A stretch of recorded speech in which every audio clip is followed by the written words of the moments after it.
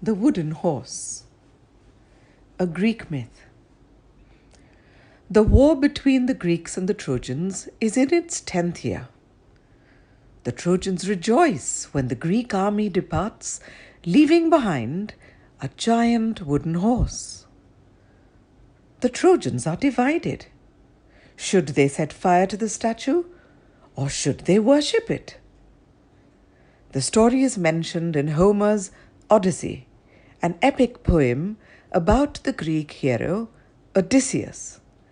It is also told in more detail by the Roman poet Virgil in Book 2 of the Aeneid. The most famous line from Virgil's version has an anti-Greek feel to it. It says, "I fear the Greeks, especially when they are bringing gifts." One of the most famous tricks in all literature is the subject of this, the third story in the Troy series. The happiest day in the history of Troy was when the Greek army sailed away. For 10 long years the war had raged, and many of the finest and bravest warriors on both sides had fallen in battle. How the Trojans rejoiced as they walked along the shore where the Greek enemy had camped. Here, cruel Achilles had set up his tent. There, the arrogant king Agamemnon had commanded his men. Now, for the first time in their lives, the children of Troy could run and play in the foam of the sea, and teenage boys and girls could walk hand in hand beneath the cliffs. Little did they realize that the enemy army had not set sail for faraway Greece. Instead, they had only taken their ships to the other side of the island, called Tenedos. And there they were, lurking out of sight, but still not far away. It was all a cunning trick thought up by the wiliest of the Greeks, the red-haired Odysseus, who was never short of a plan. The Trojans saw that the Greeks had left behind a strange offering. It was a giant wooden horse with ribs made from the planks of fir trees. The people marveled at this massive statue, but there were different opinions about what they should do with it. Some wise old men saw there was something not quite right about the horse and advised that they should set fire to it immediately. Others warned that the gods would be angry with them if they did not honor the statue. After all, the wooden horse was dedicated to grey-eyed Athena, the great goddess of wisdom, and nobody wanted to feel her wrath. The crowd was wavering, and a white-bearded old priest spoke out above the murmur. "Fellow citizens, whatever this strange horse may be, remember this: it is always wise to fear the Greeks, especially when they are bringing gifts. By the great god Poseidon, lord of the seas, and by everything that is sacred, let us not fall into this deadly trap, for that is what it surely is."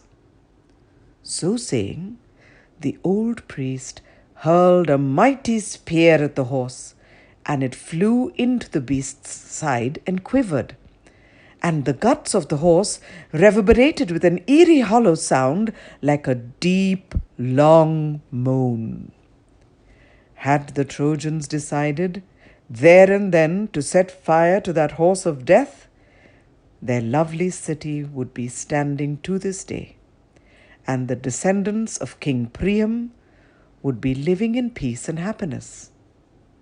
Just then, a Trojan patrol came up upon the scene, and they brought with them a prisoner a Greek called Sinon, whom the army had left behind. "Now we will find the truth," said the Trojan guards. "Let's poke this wretched Greek spy with our bronze spears until he tells us what this Greek gift is all about."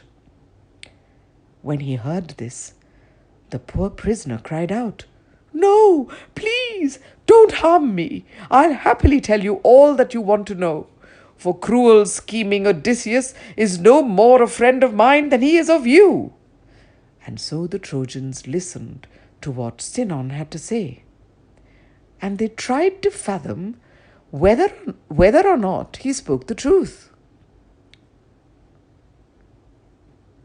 "Do you not think that the Greeks would have gladly given up this war before 10 long years had passed?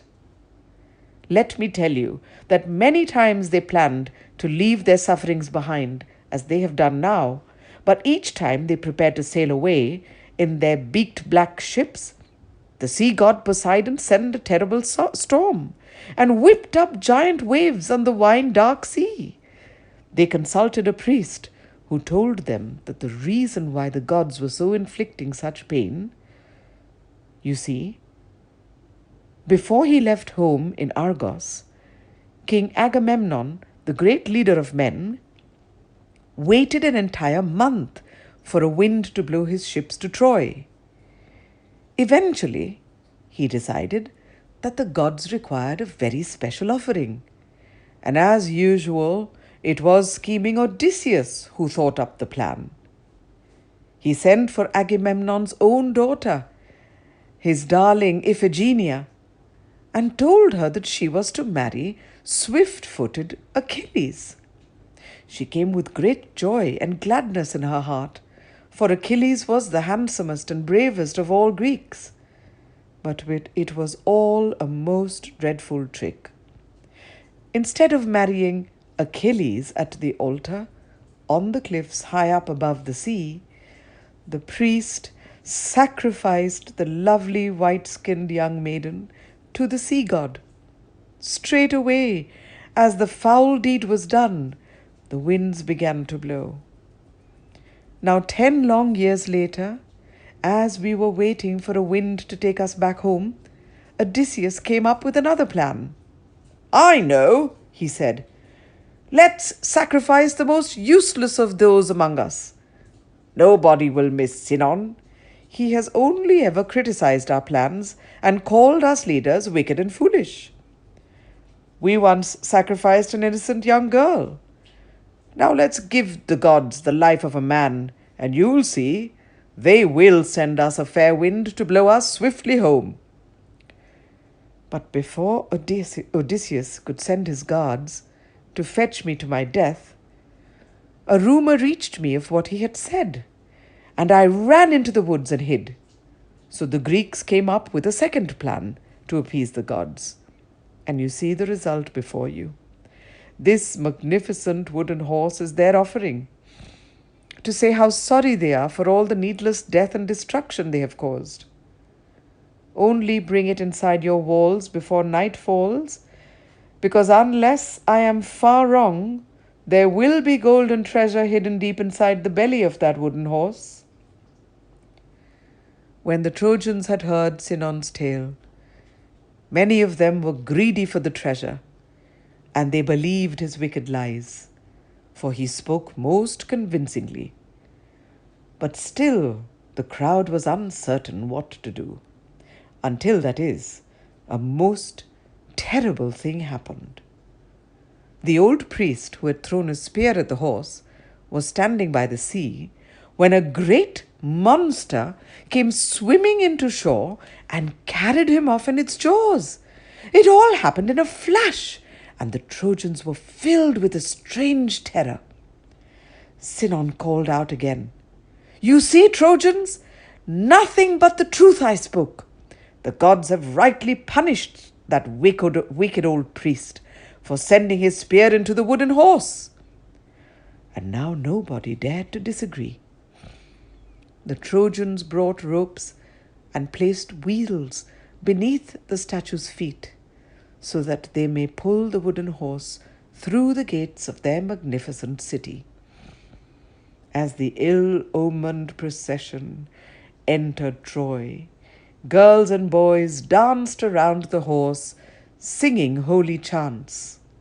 They were rejoicing in the city, and even the fortune-teller Cassandra did not dare open her lips, though she foresaw the imminent doom, for the gods had given Cassandra the gift of clear-sighted prophecy, but had decreed that not one person would believe her.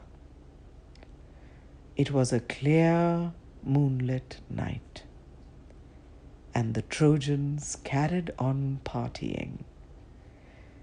Sinon the Greek had been set free, and nobody noticed that he lit a fire on the beach to signal to the army on the island of Tenedos that the wooden horse was within the walls of Troy. Next, he returned to the city and opened a secret door in the belly of the horse, and the Greek band of warriors who had been hiding all that time within let down a long rope, and they were led to the ground by wily Odysseus, who was the first of them to stand in the central square of magnificent Troy. It was not long before the Greek intruders had surprised the guards on the main gates and killed them.